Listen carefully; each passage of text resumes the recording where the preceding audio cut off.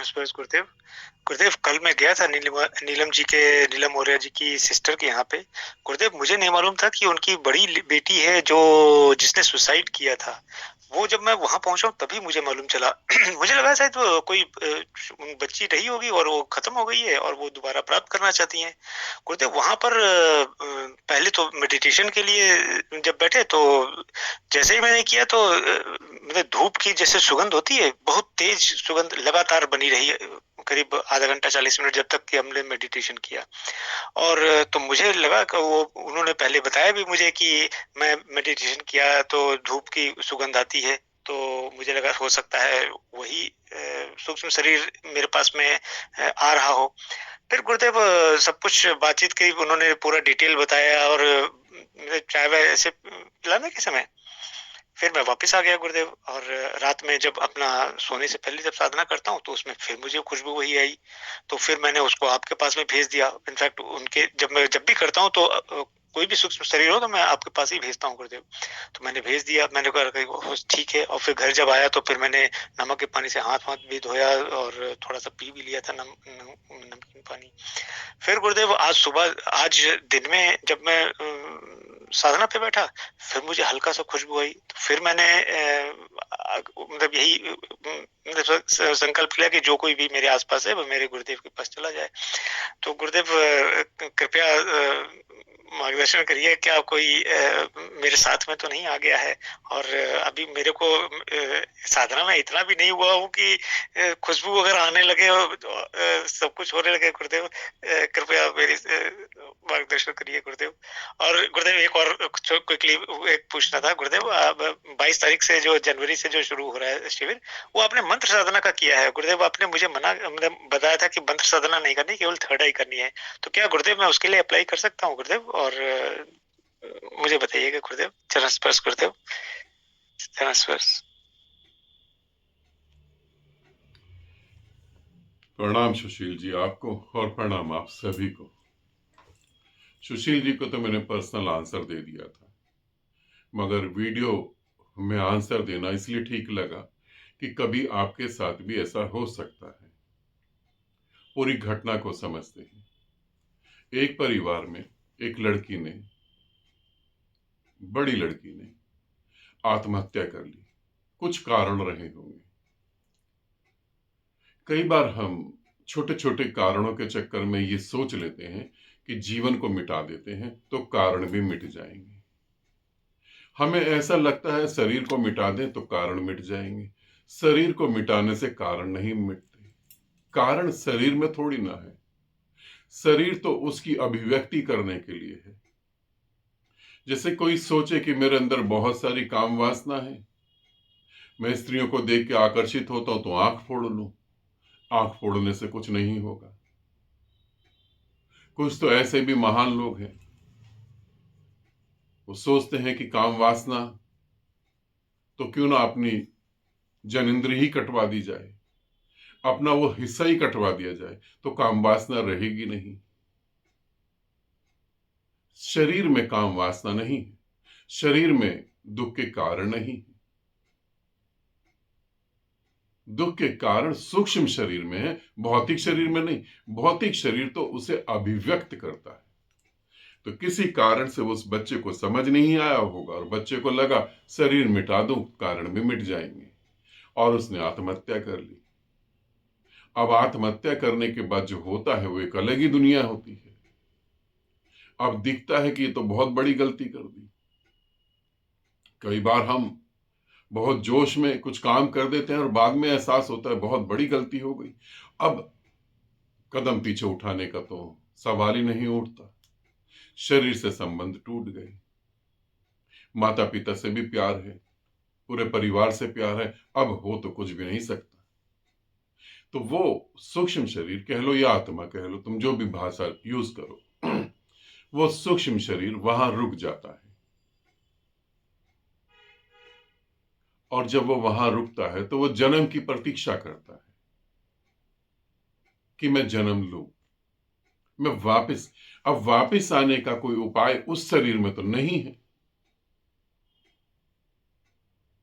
तो वापस उसी प्रक्रिया से वापस आ सकता हूं कि माता पिता जो है प्रेम संबंध में समय बिताएं और मुझे मौका मिले मैं वापस आ जाऊं। अब ये इतना आसान भी नहीं होता, इसे भी समझ लो। अगर मृत्यु हो जाती है और हमें किसी मृत व्यक्ति को वापस शरीर में धारण करना है, हमें किसी मृत व्यक्ति को अपने शरीर में उसके लिए एक नया शरीर निर्मित करना है और हम संभोग की प्रक्रिया में उतरते हैं, तो वहां पर एक खास भाव दशा होना जरूरी है। अगर वो भाव दशा नहीं होगी तो वो चेतना उतरेगी नहीं।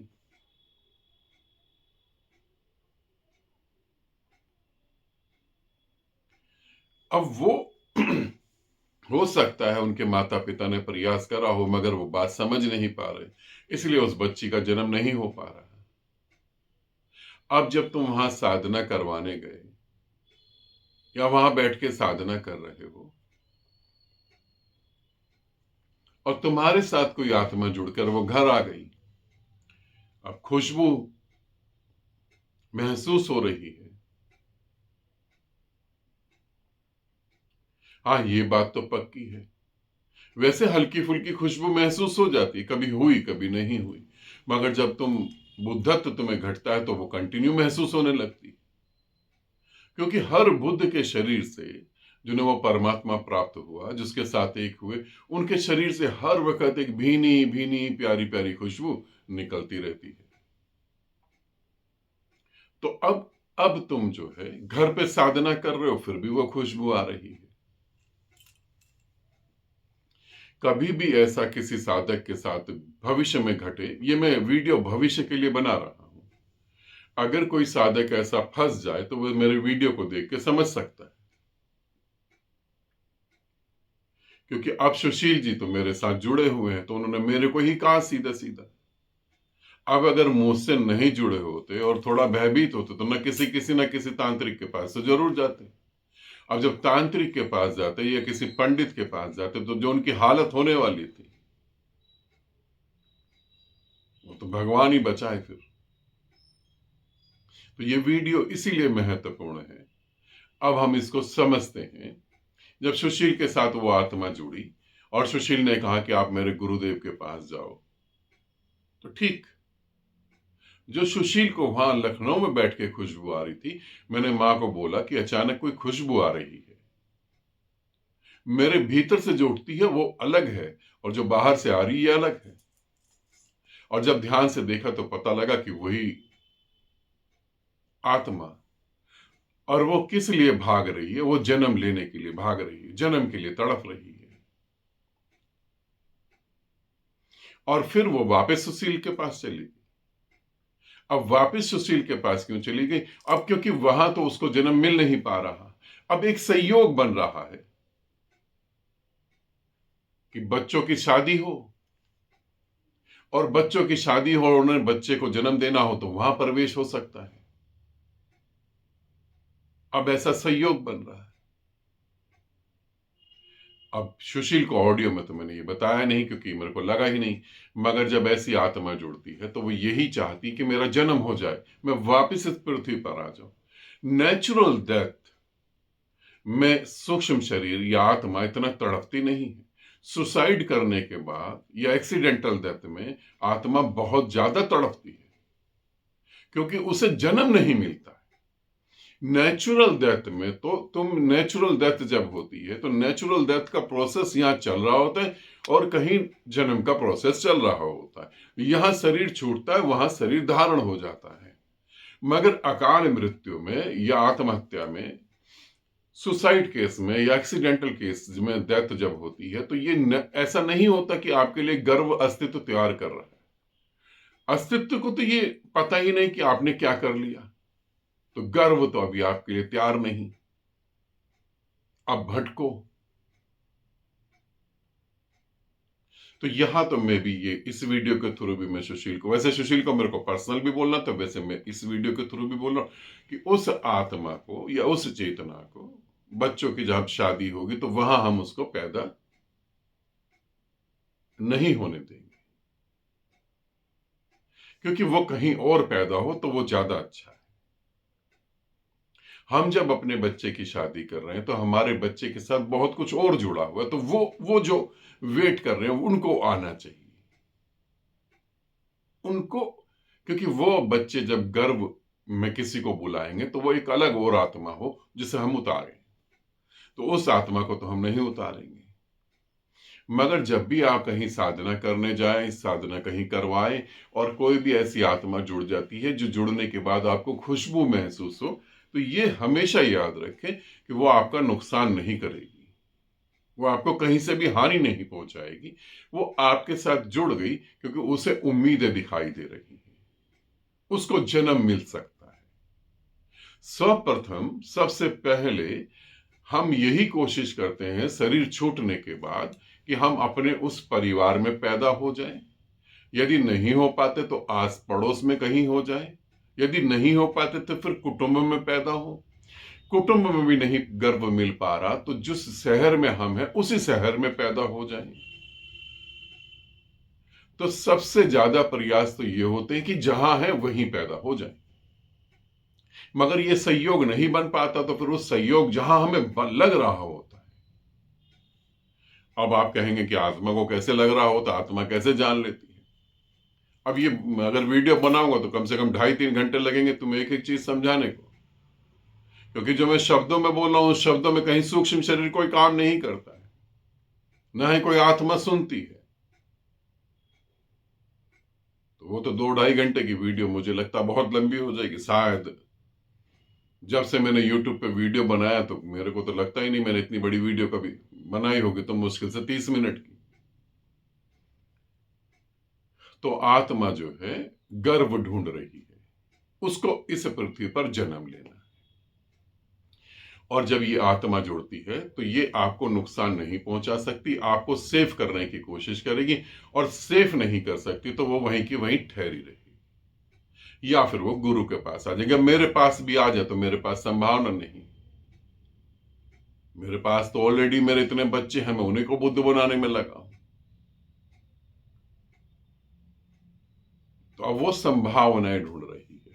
तो जो भी कभी साधक साधना करे या साधना कर रहा हो और उसे ऐसा महसूस होने लगे तो बिल्कुल भी घबराना नहीं, बिल्कुल भी डरना नहीं।